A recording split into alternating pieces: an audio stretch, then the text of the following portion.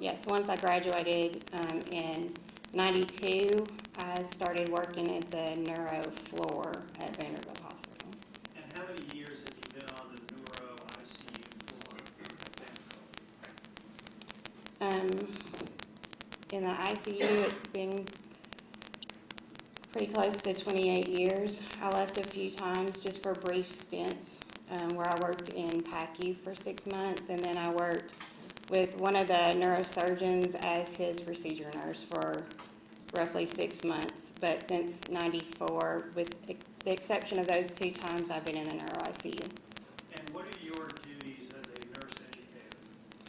So primarily, I help onboard new staff and make sure that they have access to everything that they need and make sure that they achieve the minimum competencies that they need to become an independent nurse on the floor. Tell the jury a little bit about what the culture is at the Neuro ICU at Vanderbilt. So, I mean, we have a lot of newer nurses there that do a lot of, you know, they follow physicians' orders and what other people tell them. They don't have a lot of experience as far as like being able to make a lot of independent decisions. They do make independent decisions, but they tend to look at orders and kind of what other people tend to do in the unit. Tell the jury a little bit about the type of patients that you have on the Neuro ICU.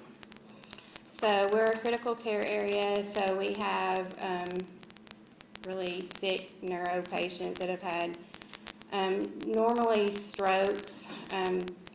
They can be very sick, plus you have the added component that they are neuro patients, so a lot of times they don't, they're not the best behaved patient, so they tend to act out a little bit, try to get out of bed, do a lot of things. So there's a lot of not always cooperative because they're just because of their mental state, because of the injury that they've had to their brain. So it can be pretty exhausting. It can be pretty exhausting. And typically, how many nurses are assigned to the Neuro ICU unit? 17. So that's we usually have a charge nurse that's out of the staffing that's not counted in that 17. And then there's 16 nurses that have direct patient care and 1 help all nurse. And how many patients would be in the intensive care portion of the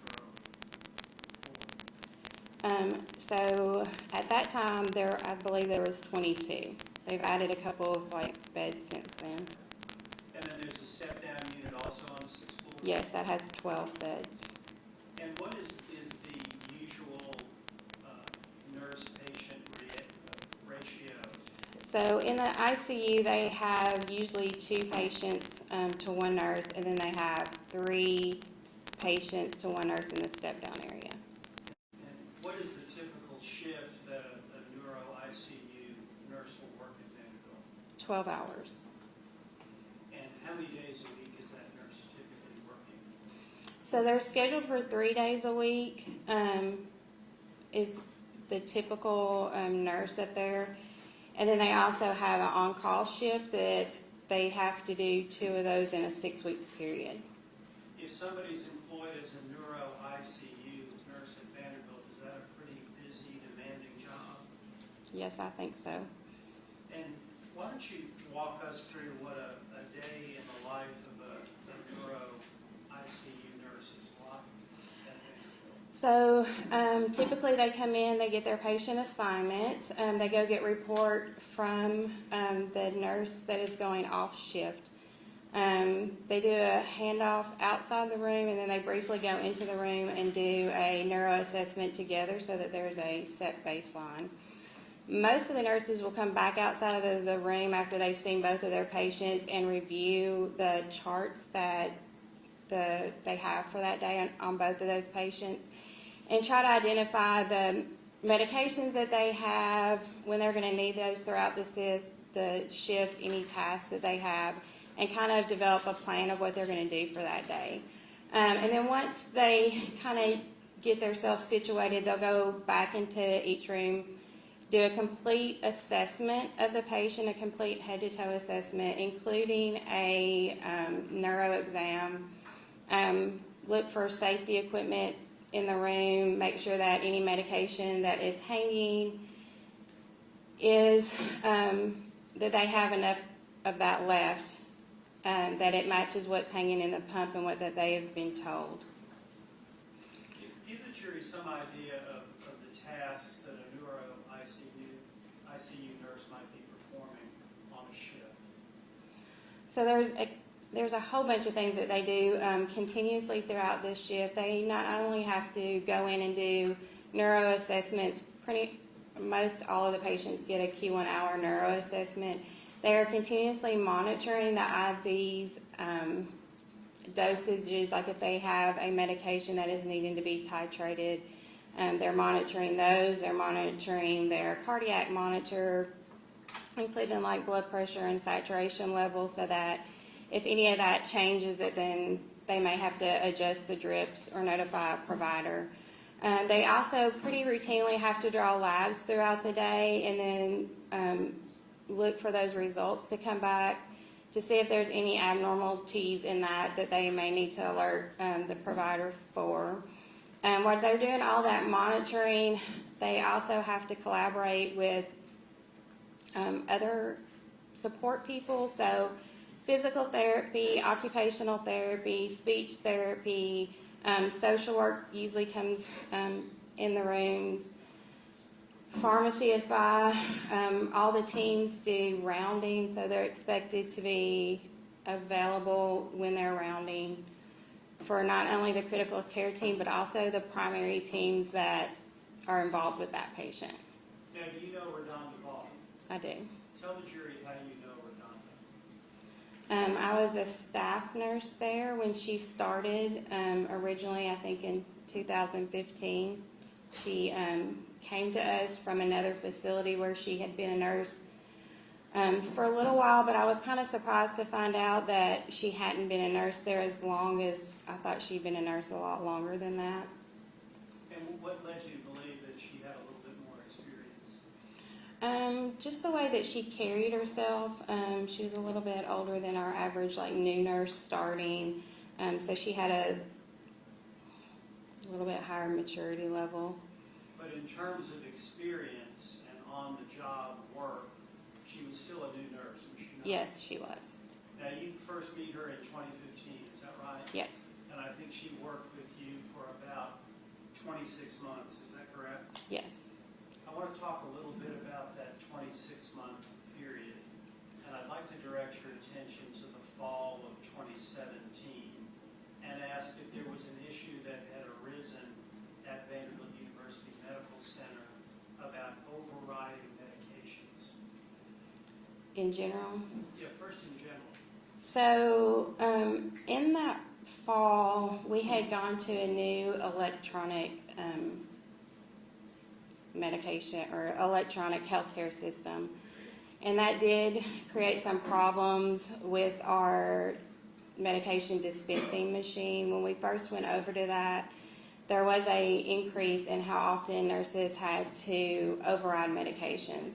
So prior to that system, there were several things that we did not have to override that we did once that system was complete. For example, if a patient had a medication that was prescribed to them that was not not automatically stocked in that, they would come up and put them in a patient-specific bin. Prior to that new health system, there would be in the patient medication profile, there would be an option for patient-specific or patient bin. Once the healthcare system switched over, there was a period of time where you could no longer go in those patient-specific drawers without hitting the override. So you would have to override for patient-specific medications for the bin, but also any medications that were housed in that refrigerator. There were also some other things like normal saline. So if you had a medication that needed a carrier for normal saline, we would have to override to get that carrier out. We also had to override normal saline if you had a patient that needed our arterial line, which has normal saline providing pressure behind it to help keep the vessel open so that you can see a blood pressure. So we had to override for that. So there were several rather benign things that you had to override. I don't know exactly for how long, but for a considerable amount of time to where it became pretty routine for people to do. And what months are we talking about in the summer, fall of 2017? So our new computer system went up November 7th, I believe, of that year of 2017. And then I'm not sure exactly how long those overrides lasted, but it was several weeks to months. I'm not really sure. And that several weeks or longer that the AccuDose machines were being used in an override function, did that sort of become the new normal? Yes. And what happened after they worked out the kinks after November and had better communication between the software, for example, from the electronic health record to pharmacy, et cetera? So sometimes there's a frustration even after all the overrides were taken out when the systems have to communicate with each other. So when a provider puts in a medication order, it then is verified by a pharmacist. Once a pharmacist verified it, it doesn't instantly show up in the medication machine. There is a delay between the two systems. So based on your experience of working there, during this transition period and after, had overrides become pretty common? Yes.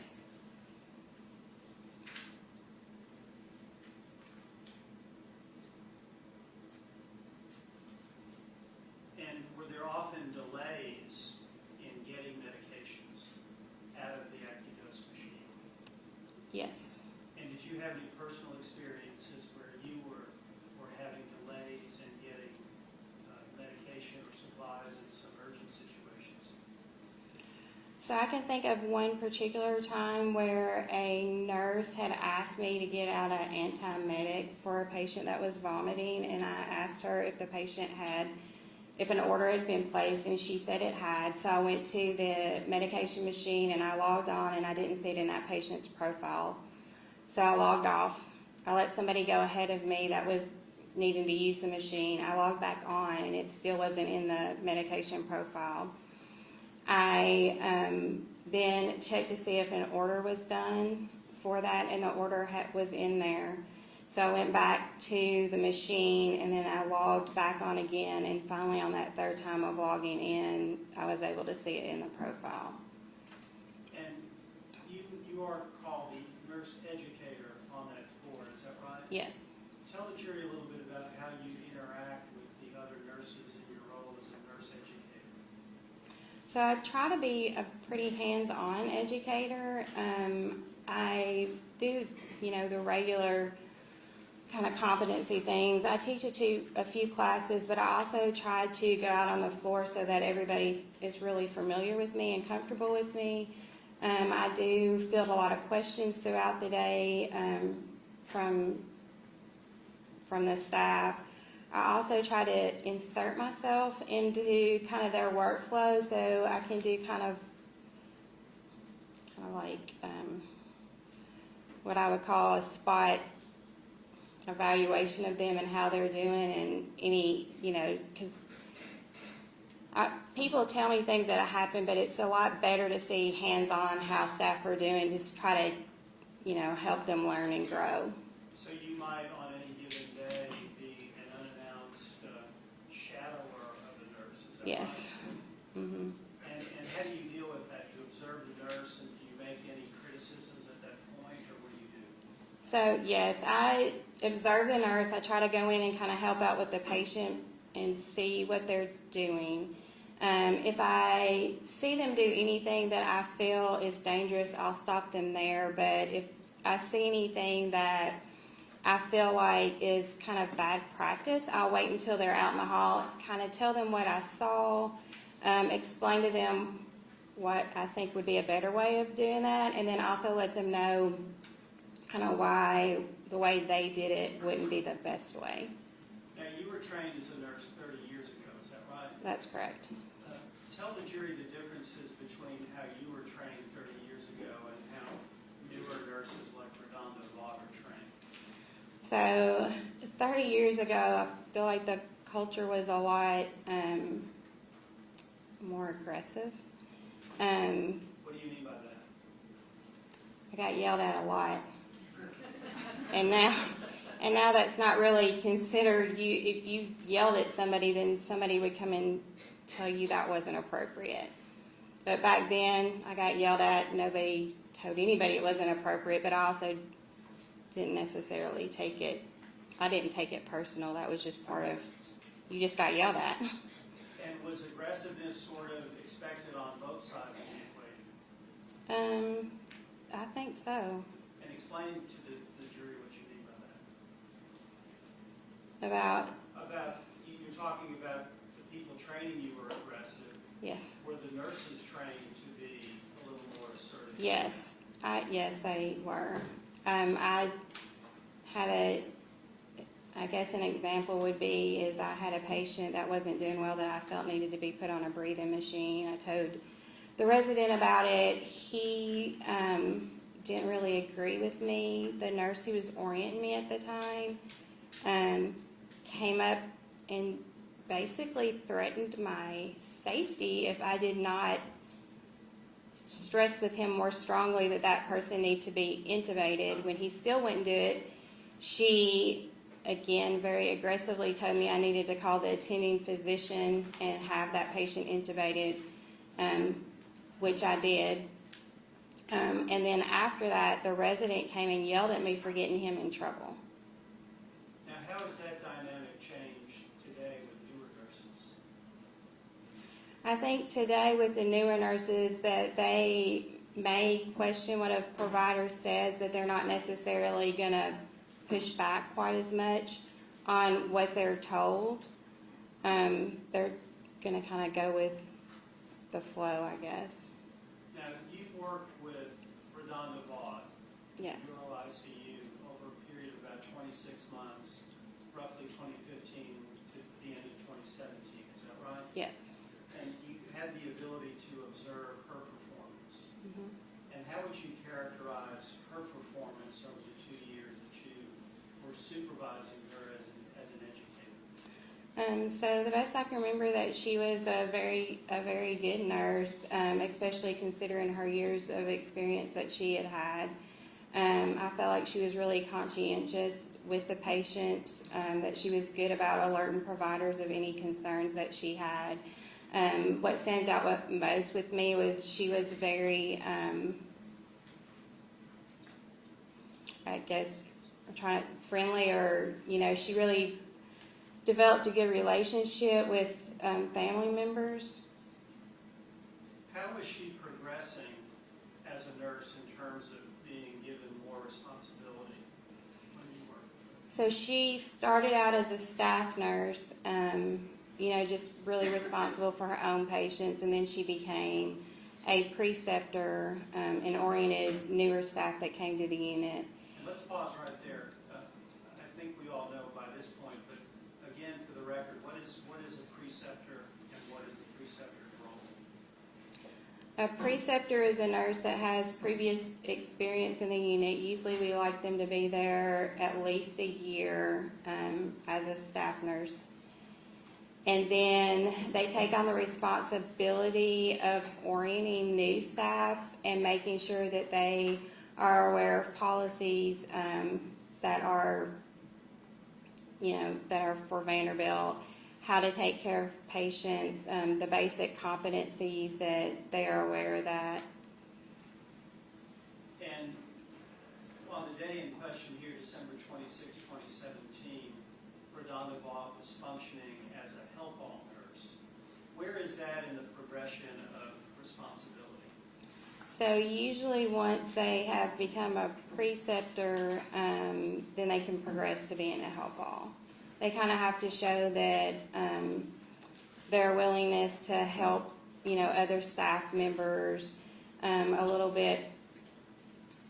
They're a little bit more able to answer questions and be a kind of a mentor for other staff members. Now, you said she was a good nurse, Yes. correct? But she was still really a new nurse. Is that accurate? Yes. Were you familiar with what her work schedule was that Christmas week in 2017? So it was my understanding that she was on her third day in a row of 12-hour shifts. So Christmas Eve, Christmas Day, and the day after Christmas.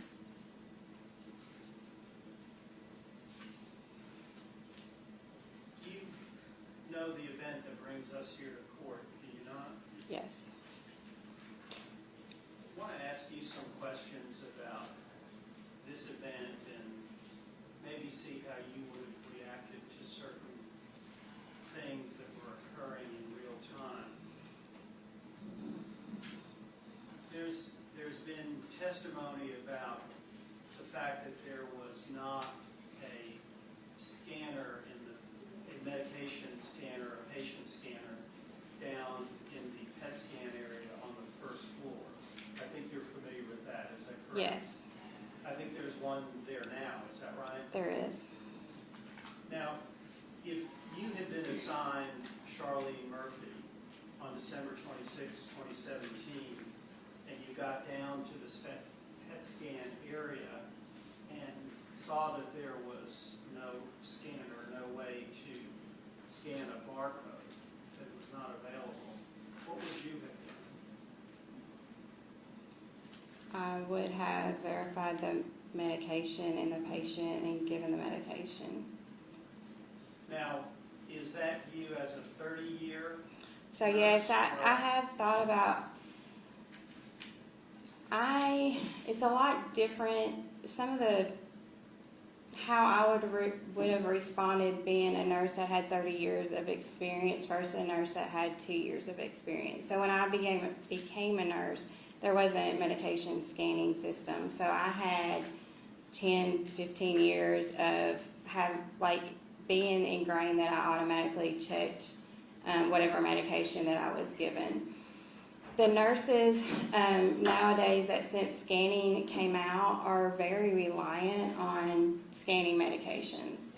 So that's one of the things that I've noticed when I go out and kind of shadow nurses is they get medications out of the machine.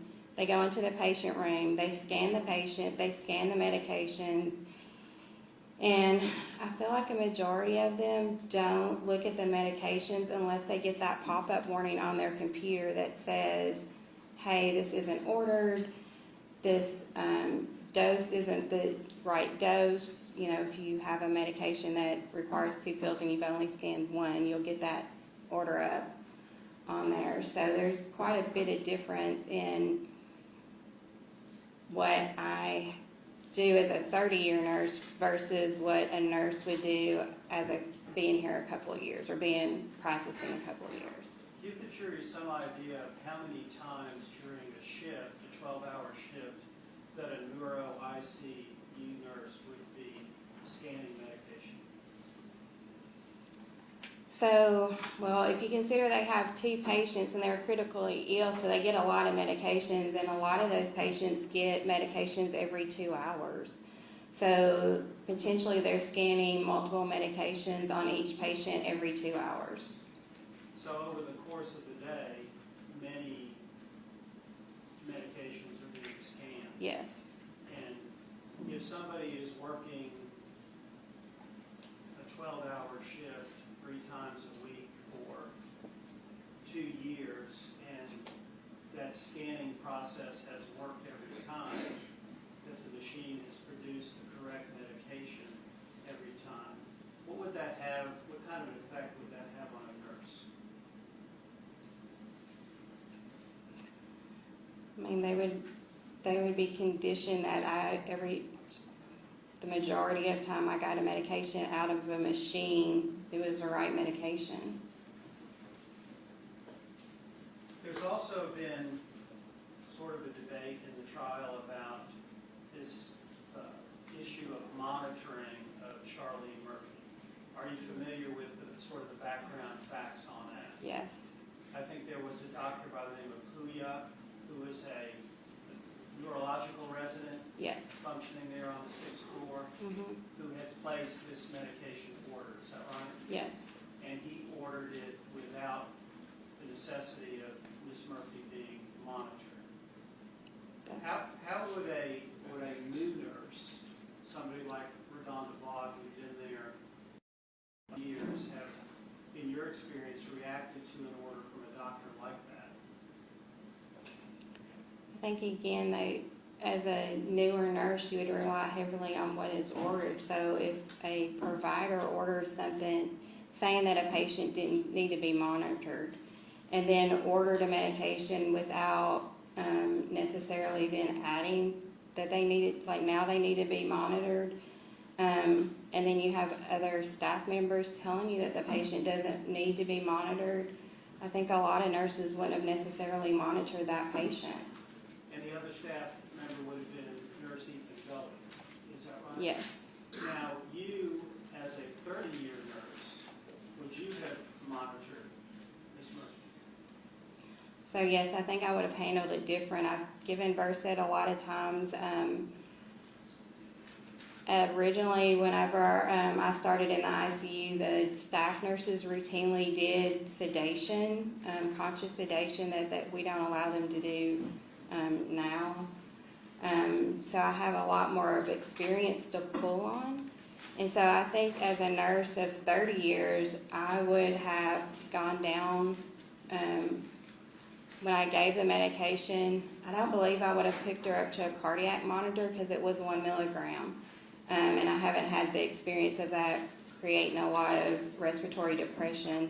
But I would have stayed and made sure, I would have found out from the technologist how long the scan took. Was she immediately going into the scan? Kind of has like a short half-life, so I would have, from past experience, known that it could have worn off before the scan got done or completed. And so I would have verified that I felt like the patient was comfortable with the 1 milligram. I would have kind of verbally verified that with her, and then made sure that it wasn't gonna, the length of the scan wasn't gonna cause that medication to wear off to where she may have needed to be redosed. And in general, are nurses getting certain medications or supplies out of the AccuDose that require reconstitution? Yes. And is there anything unusual about something popping out that needs reconstitution? There's lots of meds that they reconstitute. There's several antibiotics that they reconstitute. There's a couple of, there's Prilisegus for your stomach they reconstitute. And those are all relatively benign medications that there's always any risk with a medication, but those have relatively low risk and they reconstitute those pretty frequently. Now, this medication, although it was retrieved on the 6th floor, it was actually administered on the 1st floor. Knowing what you know about this situation, did that seem unusual to you? I'm sorry, I don't understand the question. My maybe it wasn't a very good question. This was a medication, was it not, that was retrieved on the 6th floor? Yes. From the Pyxis machine. Let me ask you a question. Where is that machine located precisely on the 6th floor? So it's located, we have 3 of those machines. They're all located in hallways. The one that I believe she retrieved the medication is kind of the main one, and it's in kind of a high, there's a lot of traffic around that machine.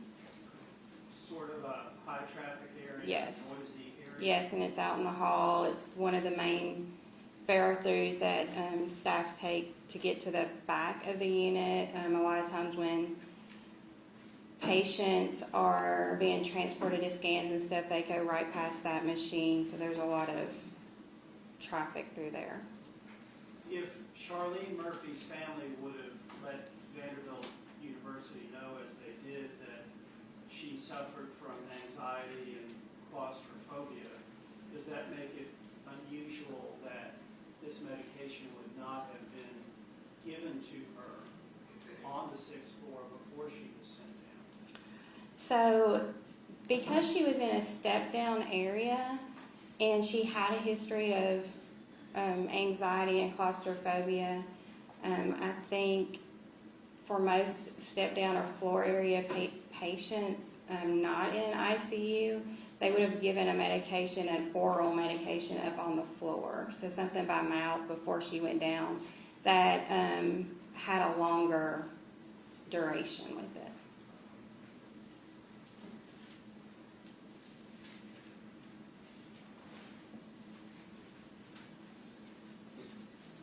What sort of changes were made at Vanderbilt University Medical Center after this event? Nothing immediately was changed. And what do you mean by that? So when this event happened, there was no changes made until the CMS came in. And that would have been late October, early November? Of the fall, 2018. yes, of the following year. I think it was in December of the following year. And or this close is to that. an unannounced visit about a year later. I would object to leading a lot of these questions. When was that? It was the fall of the following year that they came in, and then when they came in, then Vanderbilt did make some changes that directly related to this. One of the things that I thought was one of the better changes is they changed the medication to where it said paralyzing agent in front of all the paralyzing agents. So you couldn't pull it by the name anymore. You had to kind of pull it by what the category of it was. They also changed a little bit of the list of how you overrode medications. Prior to that, the list was kind of long. You'd have to flip to another screen to get some of the categories to see what. So they shortened that list. Were there any changes in the transportation of patients? Yes, we did audits of transportations of patients. So they had to, prior to them coming, sometimes patients would have orders that they could transfer off the unit unmonitored, even if they had telemetry. So they would have telemetry orders, but then they would kind of have an amendment that said that it was okay for them to travel off the unit unmonitored. After that happened, the nurses were asked if a patient was on telemetry not to request an order to transfer off the unit unmonitored. They would have to stay on the monitoring machine. There was also a kind of a revision of policy on sedation medications. And it said that anytime a medication that may cause sedation was going to be given for the first time, the nurse would need to stay with that patient and monitor them for 5 minutes. This included not only medications that were sedating, but also narcotics that could cause a person to be sedated. We also implemented training for all staff on sedation. That wasn't prior to this. So all new staff coming in now have training on different levels of sedation and appropriate monitoring for those levels. Now, you have been a nurse for 30 years. Yes. How common are medication errors? I mean, in general, if you look at the literature, they say that there's medication errors in healthcare facilities every day. And does Vanderbilt have certain committees that are formed exclusively to deal with medication errors? Yes, they have several committees that look at medications errors throughout the hospital and best practices for those. And if they look at those and try to determine if anything needs to be changed related to that medication or how the processes can be improved.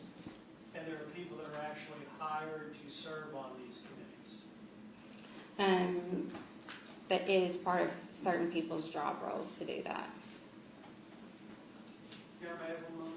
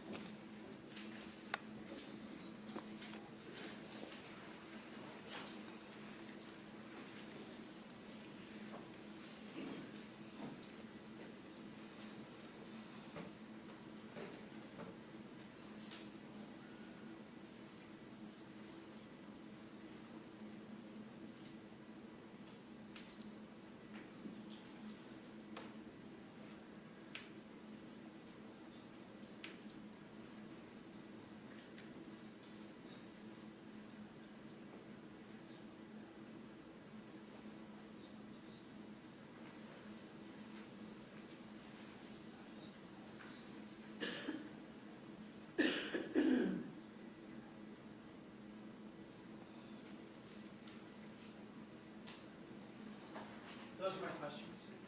Thank you.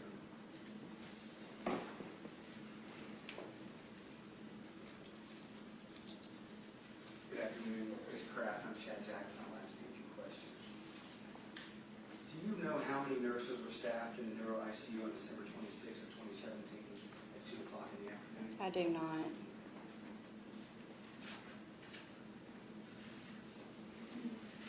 I'd like to, the training that you mentioned, isn't it true that in hospital settings like this, when you go through training, it's because the event had never been foreseen before? Is that correct? Not necessarily. Well, Sometimes, in this case, wasn't it a situation where they had never seen Vecuronium bromide get pulled for Versed in an override function? Correct? I mean, I don't have knowledge of all the medication errors that are made. As far as I know, no, but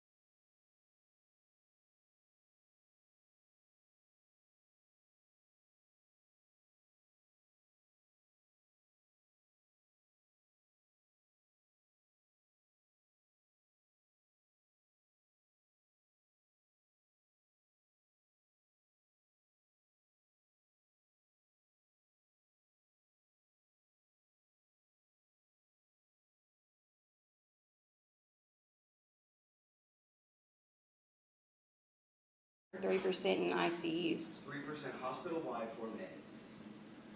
So I would say that the percentage in ICU is higher. So are there other places where there's zero overrides that would bring that average down?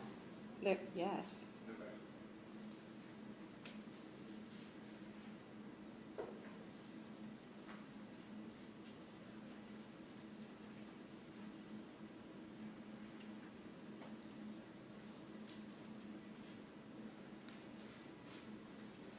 The unmonitoring and monitoring issue, it's customary for a patient when they go into step down to be unmonitored, is that correct? Yes, they don't, usually that's a decreased level of care, so they don't always need to be monitored. And if a patient is then moved to step down, the doctor at 10 o'clock in the morning removes the order saying she can be now unmonitored, she needs to go somewhere so she can travel unmonitored. And in that situation, if a patient is unmonitored or they're being transported, that means being attended by a nurse to go with them during transport, correct? If they're unmonitored, nobody needs to go with them But during if they transport. are monitored. If there's an order for them to be monitored, yes. Okay, so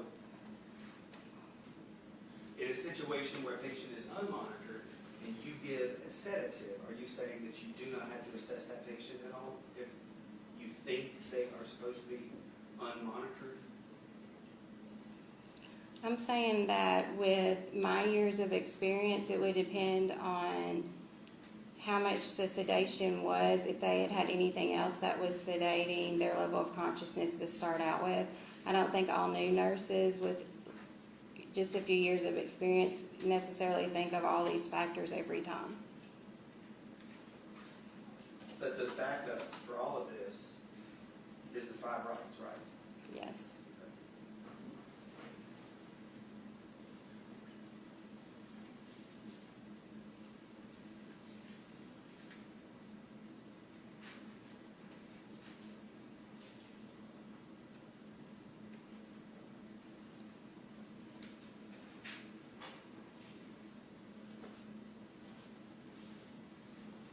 So you said that Ms. Vaught was on her 3rd day of a 12-hour shift.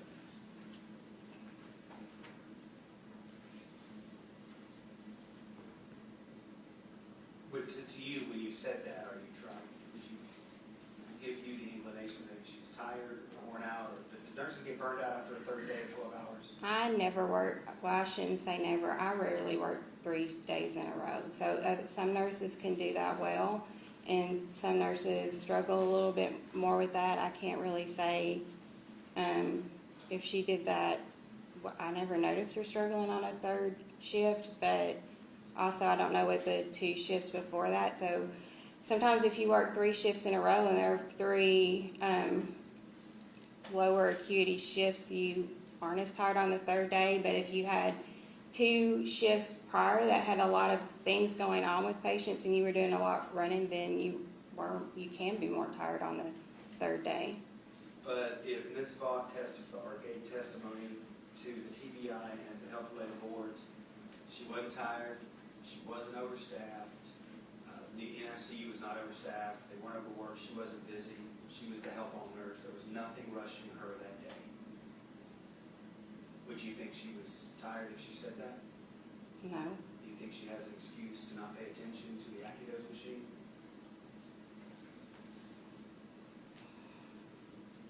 Not in the relationship. I don't Let me- know what you want me to say. No, I'm just wondering because, you know, I'm not trying to pick on you. I just want to understand what your testimony is relative to as to Ms. Vaught on those days. And you said she worked 3 12-hour shifts, but do you know if she was tired on the 3rd day that she was there? I don't know that.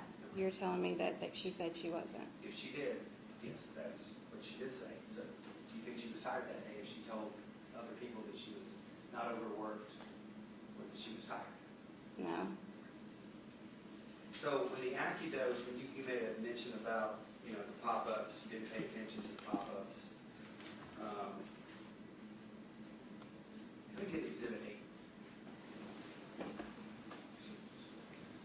So I understand that after this, there were some changes made at Vanderbilt University Medical Center regarding the AccuDose, correct? Yes. And those changes are to help improve patient safety, correct? Yes. So, before those safeguards are put in there, and someone comes across a medication that they have to override, and they don't have a scanner, they don't know anything about it, what are you gonna do to make sure you have the right med? What's the first thing you're gonna do when you pull something after an override? When you pull it out of the bin? Look at it. You gonna look at it?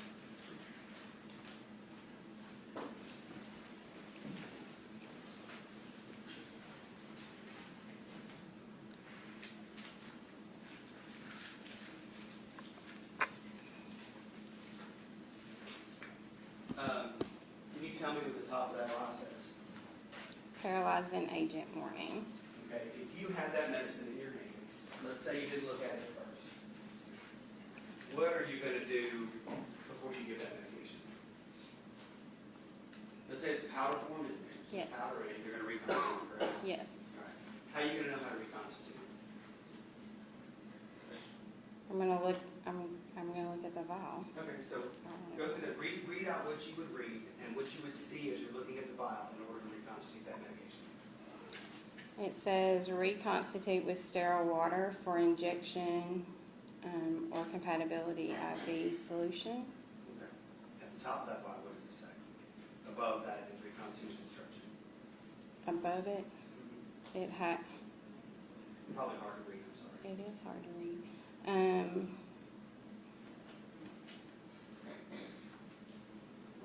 Well, there is a warning for it, that it can cause respiratory depression. It's in red. Also in red, it says a check appropriate box. Ms. Kraft, you have that bottle in your hand. You're Yes. a practicing nurse, and you're about to administer that medication. I know it's hard to read. You've got your glasses on. I wear the glasses as well. What are you going to do when you look at that? And that's in your field of vision. As you're studying that vial in order to understand how you need to administer that medication.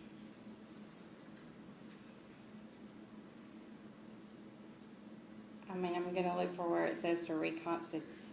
If you see the warning, what are you going to do? Are you going to keep going? I don't know that I would read every word on the bottle. Okay. Well, that's fine. Let's say if you don't read every word on the bottle, would you turn the bottle? So tell me how now, after reading the reconstitution, because it just tells you to introduce sterile water into that vial, correct? Yes. And when you introduce, so how do you know how much sterile water to introduce? Does it say on the back what the instructions are?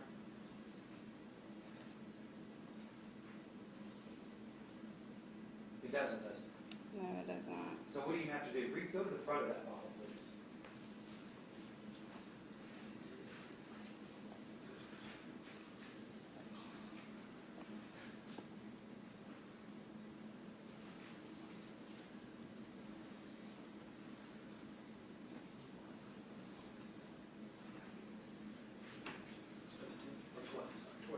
Sorry, I'm sorry. How do you reconstitute that? What matter of, or how much liquid you need to introduce to that sterile water into that vial in order to administer that medication? 10. Okay. How do you know that? It says it on the front, And where does it say that on the front? at the bottom. What's right above it? 2 milligrams. And then at the very top is the name. And above that, what does it say? Vecuronium. Okay. You're supposed to be administering Versed. What do you got to do now? This Vaught said she read the reconstitution instruction, which she not have had to do exactly what you're doing right now in order to administer that medication.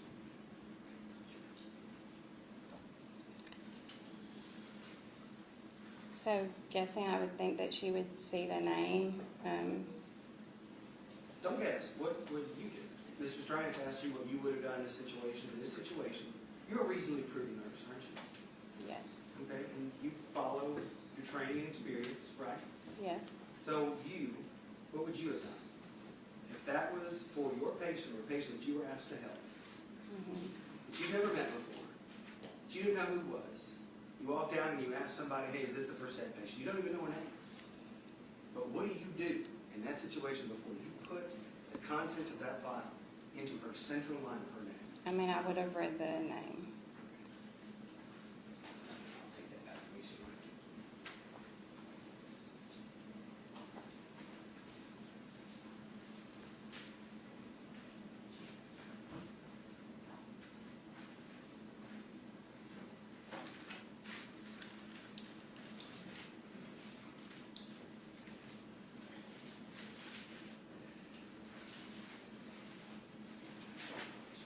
Now, have you drawn up reconstituted medication before? Yes. Okay. And when you draw up a reconstituted medication such as like Vecuronium, and you're supposed to give 1 milliliter, 1 to 2 milligrams, sorry. How much would you draw into the syringe? The majority of it. Okay. Why would you do that? Why would I draw the majority of? If you only need 1. Because it's really hard to draw from one. There's usually air and stuff, so I usually draw the whole thing up. And then when I give it, if I'm giving 1 milligram and I know that's 1 cc, then it has tick marks on it. I go to the next cc down. Does that make, there's, Yes, so you if you drew it all the way up and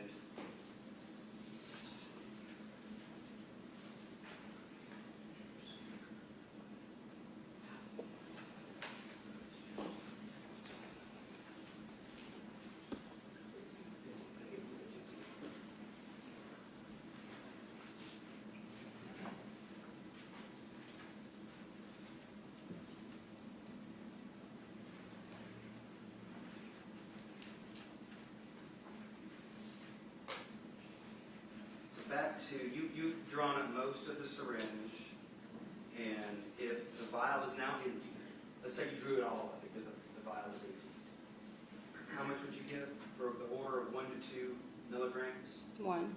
Now, if you're giving 1 to 2 milligrams, what does that mean to you? It means give 1. Why is the order for 2? Would you not even check to see if 1 is enough? Yes. Okay, so how long would you stay in order to see if 1 milligram is enough?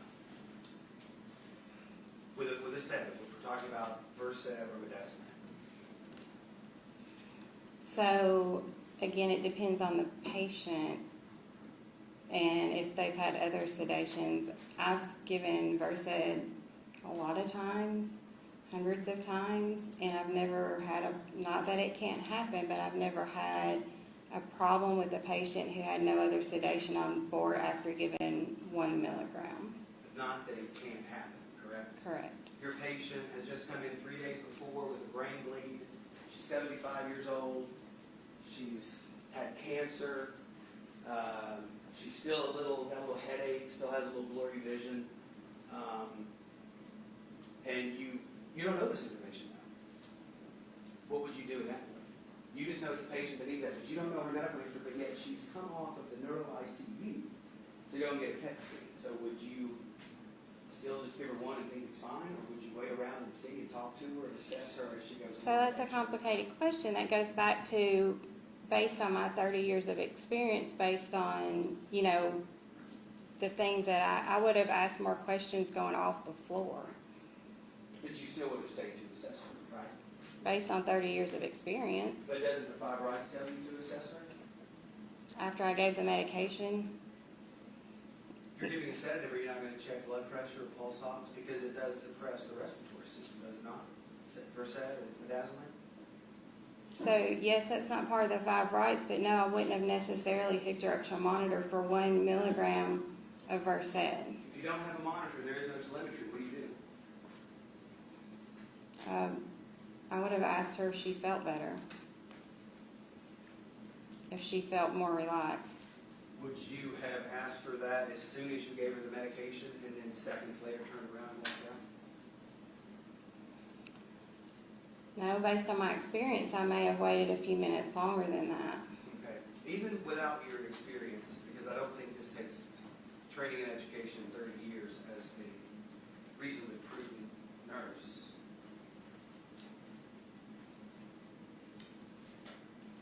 If that's a syringe, you drew all the medication in, and you were supposed to give 1 milligram, why is that plunger at the 8, and why is there a bubble all the way to the 6? Well, that's assuming that So it is difficult to get all the solution out of a bottle, even when you think you do. If I'm only given 1 milligram and there's 10 cc's in the bottle, I'm probably going to pull up the majority of it, but am I going to pull it all the way up to the top? Probably not. There's also air in the actual needle of that syringe, so when you pull it up, there's a lot of times there's air left a little bit in the syringe itself. So whenever I go to give that medication, I'm going to hold it to where the bubble's at the top, and I'm going to look at the tick mark and go down to the next, where it would be 1 cc worth. Okay, correct. So now, if I tell you, show you, let me just tell you, there's nothing left in the vial. I can actually show you this picture. Let me hold it up in the journal. You can see it. Exhibit 12D. This is the vial after Miss Vaught encountered it. Do you see how much liquid's in there? Yes, but again, when you pull medication out of a vial, even if you get every single drop of it out, I don't know that you didn't hit the plunger and cause a couple of drops to come out of the syringe before you gave the medication. A couple of drops, like tiny drops. Well, no, I'm not going. No, it doesn't. Like, I've hit syringes and had a whole cc come out before, so I can't say based on these pictures without seeing that. And is that a rare occurrence when you hit the syringe and knock a whole cc of a controlled substance out of the syringe? I'm not. Do you do it often? Not a controlled substance, I would say no. Because let's remember, she was handling Versed, but it actually was this, pepperoni road. So if we want to do the math on that, there's 10 milligrams, 10 cc's in this vial. Draws everything up. Let's say that the lab report says that there's half a milliliter in that vial. There was Ms. Vaught's 1 milliliter that she said she gave. How much is supposed to be left in that syringe? There's no. I'm sorry. Say that again. So we've got half a milliliter left in the vial, 0.5. Mm-hmm. She's supposed to give 1. She tells everybody that she gave 1. Pulls all of it into the syringe except the 0.5, so there's 9.5 milliliters in the syringe. How much should be left in there based on what she said?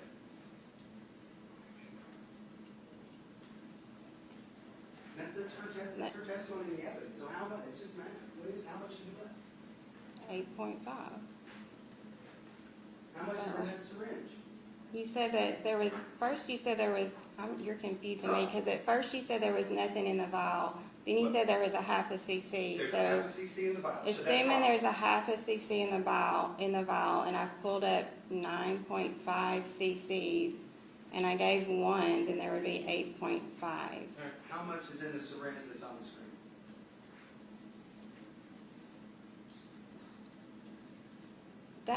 Syringe. Just answer the question, please. The syringe.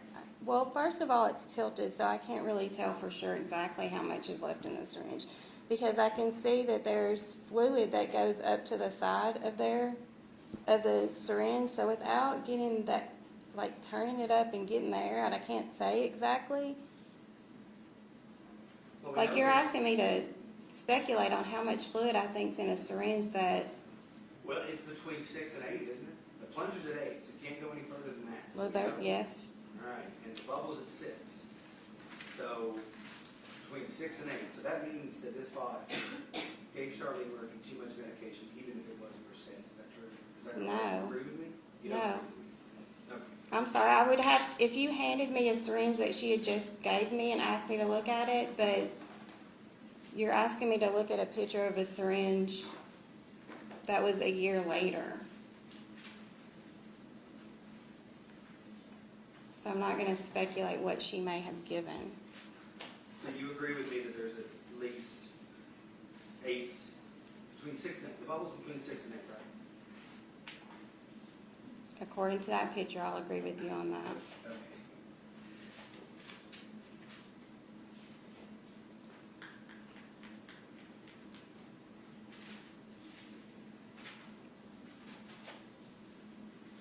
I believe Mr. Strians asked you something about whether or not Charlene Murphy's family advised the doctors at Vanderbilt about her claustrophobia and should have advised them of something. Do you remember that question?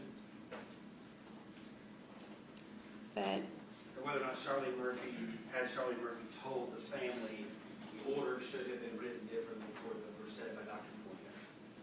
so typically if there's a patient that's, That's not what I asked. Yeah, that's, Maybe I. let's take the question. Okay.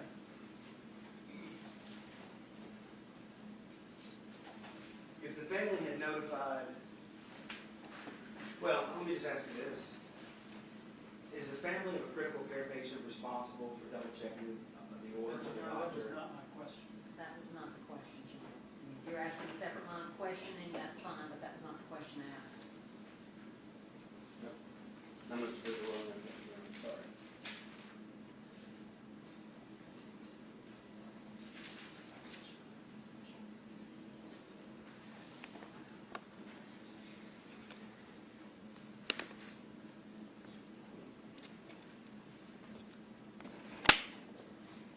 Is it incumbent upon the family of the patient to tell the doctors at every step of the way that their family member is claustrophobic? Again, not my question at all. Are you asking this as an independent question, or are you trying to? I'll ask it as an All right, question. go ahead. Is it incumbent upon the family to tell doctors and nurses that their loved ones are claustrophobic? no, it isn't the responsibility of the family to ask that. We do, if we know somebody's going for a scan and the family's present, we'll ask if they're claustrophobic or if they've had that scan before. But if a patient asks for it, they should get it, correct? It should be relayed to the physician for him to decide if she should get it or not. May I have a moment, Your Honor?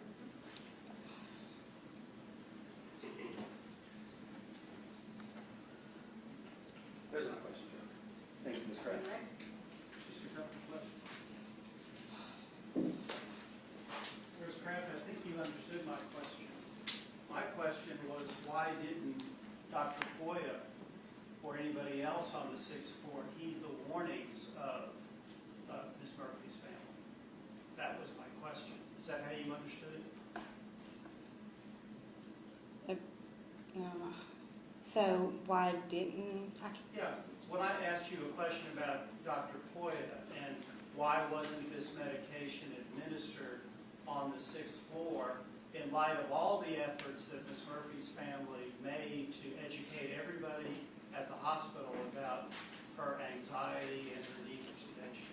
I don't know why it wasn't given on the floor. Her being a step-down patient, I think it would have been more appropriate for her to get something before she went down because of her step-down status. Are nurses at Vanderbilt University Medical Center encouraged to scan medications? Yes, And why are they encouraged to scan to medications? prevent medication errors. And are there also some practical other reasons why they do it in terms of billing? Your Honor, I think this is beyond the scope of cross-examination. I'll allow it. Yes, For purposes of billing, I would assume, to show record, yes, that it was given. and purposes of Reorder for the patient. for supplies in the pharmacy. I don't know that. I think that comes from the actual pulling from the machine. But also to make sure that it gets charted in the medication administration record. Yes, Now, you talked about you being a 30-year nurse, being more, I think you used the word ingrained to look at the label. yes. How about a newer nurse? Your Honor, speculation. Overruled. I don't think newer nurses are quite as ingrained to do that because they rely so heavily on the scanning system. Those are my questions. Thank you. Recross. I have no further questions, Your Honor. Thank you. Step in.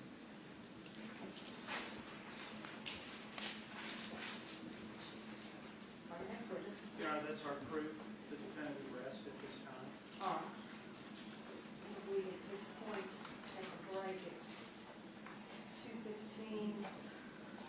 jury to step back into the jury room and while the counsel and I address some legal issues.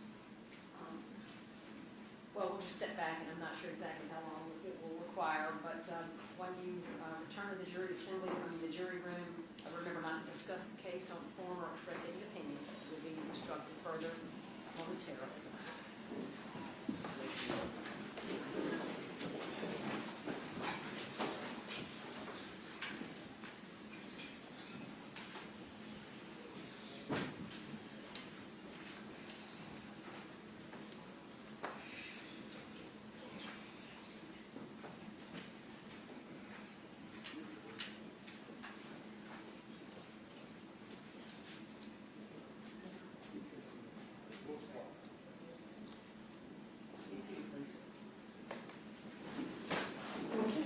Is the state anticipating revote, or do you need time to discuss that? No, I don't think we plan on calling it. Okay. So we need to discuss jury instructions at this point. We've got a draft of sort of the basic instructions, which I'll provide to counsel, and I'm still reviewing. It's going to take me a little while to get through those at this point, probably at least half an hour or so.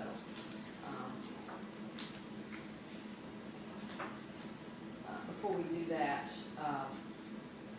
Mr. Stryance, we need to, if you would, go through the Milan colloquy with Ms. Vaught before we Yes, Your wrap Honor. up I and have move on a to form instructions. here that I will go through. All right, we do that. It's on the record.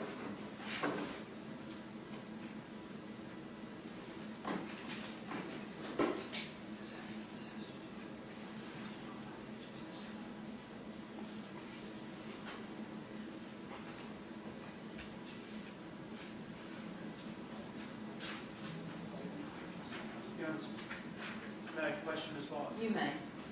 Ms. Vaught, if you could stand up for just a moment. We have discussed that you have an absolute right to testify in this case, is that correct? I believe you have a response to that. The court has provided us with a form that's entitled Waiver of Right to Testify During the Trial.